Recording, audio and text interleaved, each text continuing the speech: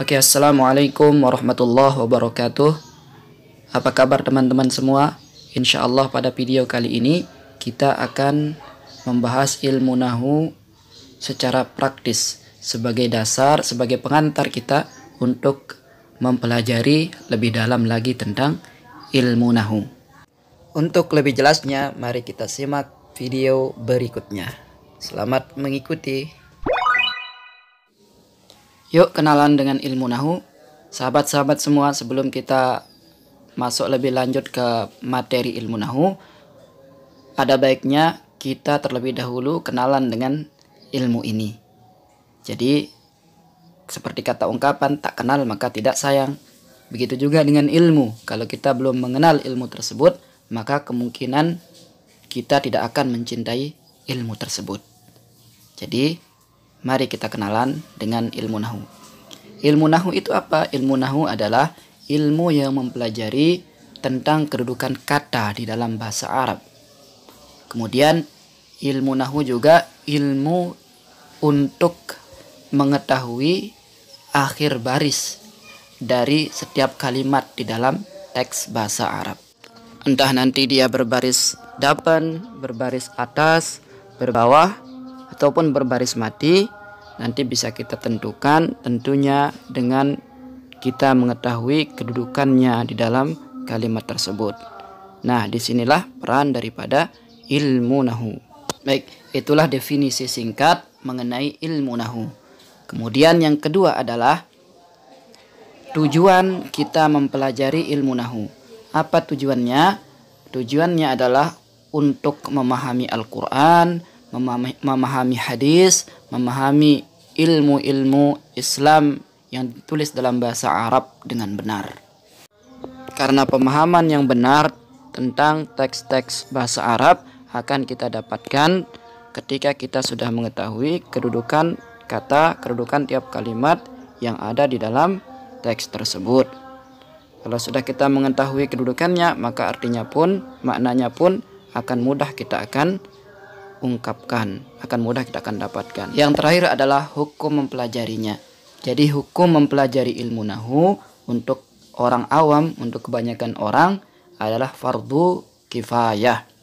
Maknanya jika satu orang saja di dalam satu kampung menunaikan kewajiban tersebut, maka kewajiban yang ada pada orang-orang yang ada di kampung itu akan menjadi gugur. Namun jika semua orang yang ada di kampung tersebut tidak menunaikan kewajiban yang fardu kifayah ini, semua orang yang ada di kampung tersebut akan diberikan dosa oleh Allah Subhanahu wa Ta'ala. Baik, itulah sekilas perkenalan kita dengan ilmu nahu. Mudah-mudahan dengan perkenalan ini bisa menjadikan kita lebih termotivasi dan lebih mencintai ilmu nahu agar kedepannya kita lebih mudah memahami materi-materi yang akan diberikan. Baik, selanjutnya mari kita masuk ke materi pertama di halaman berikutnya. Selamat menyaksikan. Baik sahabat-sahabat semua, pada pembahasan pertama kita akan mengenal kalimat dalam bahasa Arab. Kita tahu bahwa semua bahasa di dunia yang digunakan oleh manusia pasti tersusun dari huruf, kemudian menjadi kata, dan terangkai menjadi sebuah kalimat. Pun dalam bahasa Arab juga begitu. Misalkan kalimat Zaidun tersusun dari huruf za, ya, dan dal. Maka dalam bahasa Arab kalimat terbagi menjadi isim dan fi'il. Yang keduanya memiliki peran, memiliki fungsi masing-masing di dalam kalam bahasa Arab. Untuk membedakan keduanya, maka yang pertama adalah kita bisa lihat cakupannya jika dipadankan dengan bahasa Indonesia. Kemudian yang kedua adalah dengan kita melihat ciri-ciri khusus yang melekat pada masing-masing keduanya. Untuk lebih lanjut dan lebih jelasnya, mari kita simak video selanjutnya. Mengenal kalimat isim. Baik sahabat-sahabat semua, di video ini akan disajikan cara-cara kita mengenal kalimat isim dalam teks bahasa Arab jika kita padankan dengan bahasa Indonesia. Dalam bahasa Indonesia, isim mempunyai cakupan makna sebagai berikut. Yang pertama adalah makna kata benda. Contohnya di sini masjidun, yang berarti sebuah masjid. Jadi jika kita menemukan kata yang berarti kata benda dalam teks bahasa Arab, maka bisa kita pastikan bahwa kata tersebut termasuk kalimat isim. Yang kedua adalah sebagai makna kata ganti.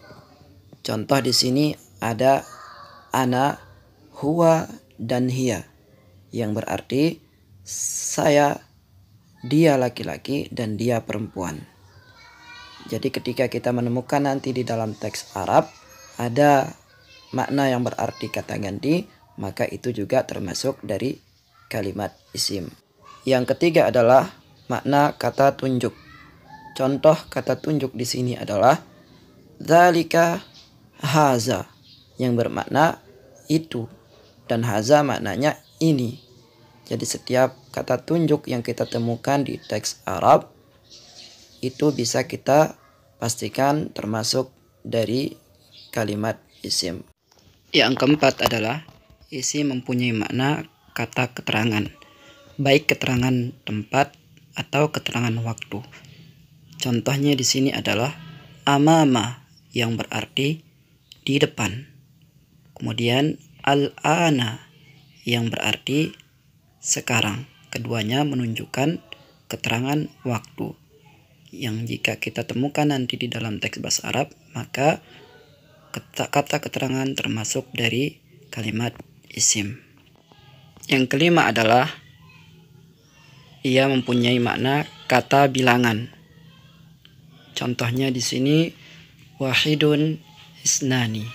Jadi kata-kata bilangan semuanya termasuk dalam kategori kalimat isim.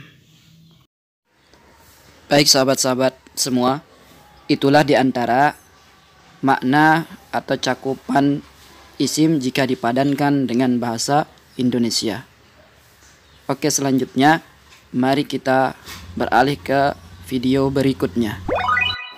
Mengenal kalimat isim bagian 2. Baik teman-teman semua, cara kedua mengenal isim adalah dengan melihat ciri-ciri khusus yang ada pada isim tersebut.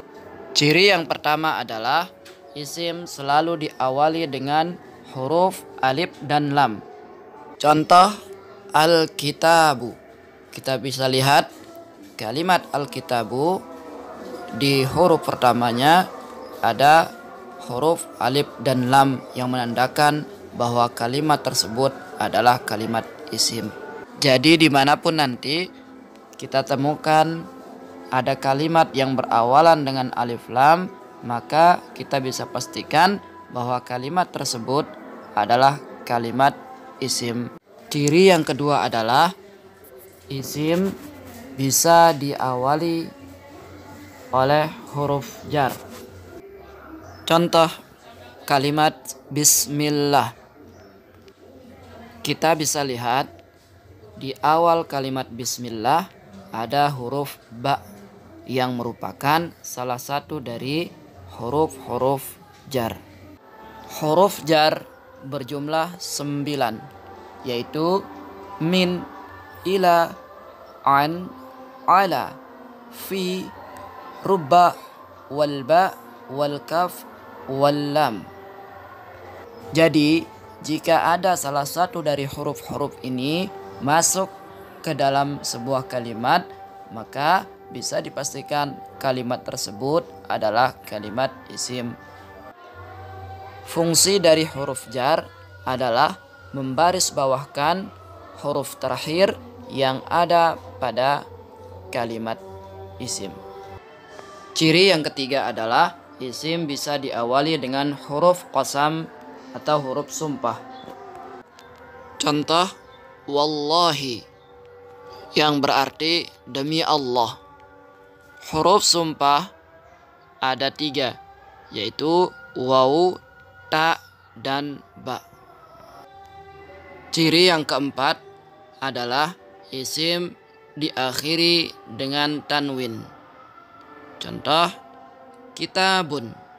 Kita bisa lihat pada contoh tersebut, lafaz kitabun huruf terakhirnya berbaris tanwin atau berbaris 2. Jadi setiap kalimat yang kita temukan nanti di dalam teks bahasa Arab yang berakhiran tanwin, baik tanwin pen, tanwin baris atas, atau tanwin baris bawah, maka kalimat tersebut merupakan kalimat isim. Ciri yang kelima adalah kalimat isim bisa disandarkan atau bisa digabungkan kepada kalimat lain. Contoh, Rabbul Alamin. Kita bisa lihat pada contoh ini ada kalimat Rabbu disandarkan atau digabungkan kepada kalimat Alamin. Maka nanti kalau kita menemukan pola kalimat seperti ini dalam teks bahasa Arab, maka kalimat tersebut bisa kita pastikan masuk ke dalam kategori kalimat isim. Baik teman-teman semua, itulah tadi cara kita mengenal isim dengan melihat ciri-ciri khusus yang ada padanya.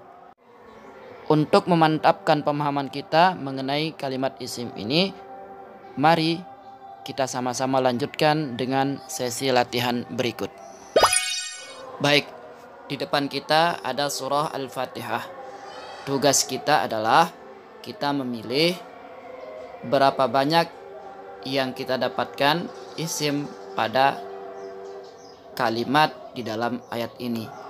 Contohnya ada kalimat alhamdu termasuk isim. Kenapa? Karena ada alif lam di awal kalimat. Baik, selamat berlatih. Terima kasih sudah menonton video ini. Mudah-mudahan ini menjadi amal soleh di hadapan Allah Subhanahu wa taala. Silahkan dibagikan kepada teman-teman yang lain. Jazakumullahu khair. Assalamualaikum warahmatullahi wabarakatuh.